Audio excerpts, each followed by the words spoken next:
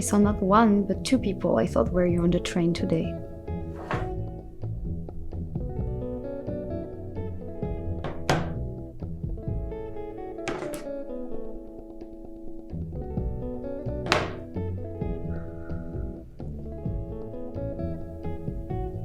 This woman better be gorgeous.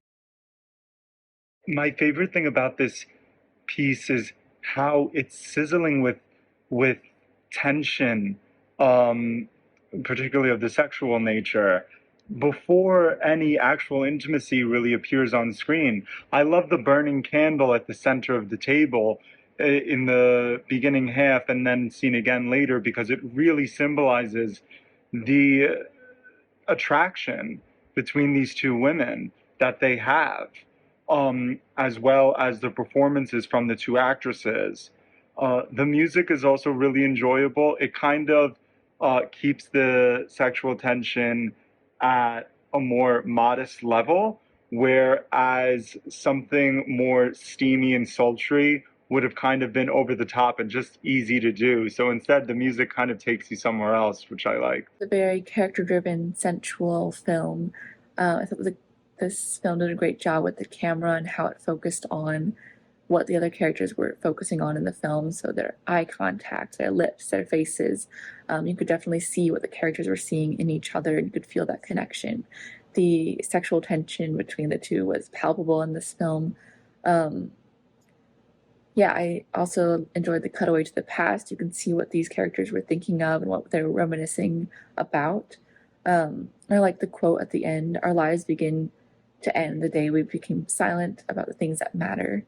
And in this film, we see these two characters talking about things and not really going into depth about the things that matter. You know, their connection with each other is what they're really thinking about in this film. And you can see that, but it's not what they're saying with their mouths, which I thought was a really interesting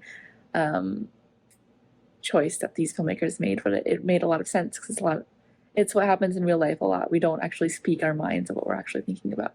I think it's very difficult to sort of always maintain a very limited scene setup, and obviously having it built around two characters around at a table, that puts a lot of pressure on the performers to sort of reflect the range of emotions and to maintain a natural dynamic between the two of them. And I thought they did that quite well. I thought the piece both sometimes felt strange, but in a good way, and also had a good sense of understated humor that I thought worked well. And I thought the music as well sort of created a sense of levity around the construct that made it interesting. They're in a house, but it's sort of like a date style conceit. And I thought the piece had a level of self-awareness about queer culture that I thought was authentic within the piece. And I thought that the two leads worked hard to sort of tell a story with body language and silence as much as the content of the conversation. So I thought the piece was quite effective, especially in the short run time. Loved how they kind of introduced the moment where she's like on her phone and then comes back to this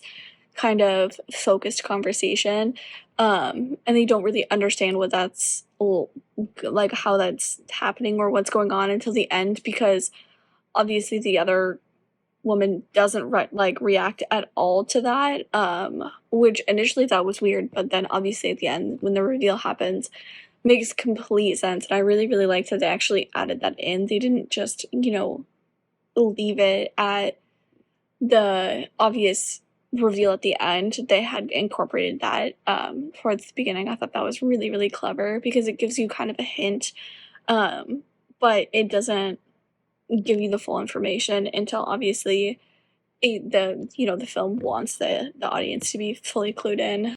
I also liked that they played with pauses between the two of them in their conversation, and it didn't flow like I would think a typical conversation would flow if you're sitting across the table from somebody.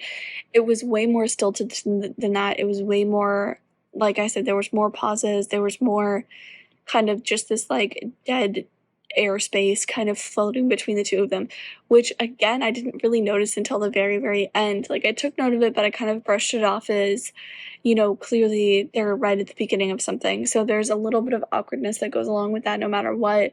And so to kind of get the reveal at the very end and kind of get a better picture of how the entire thing fits together.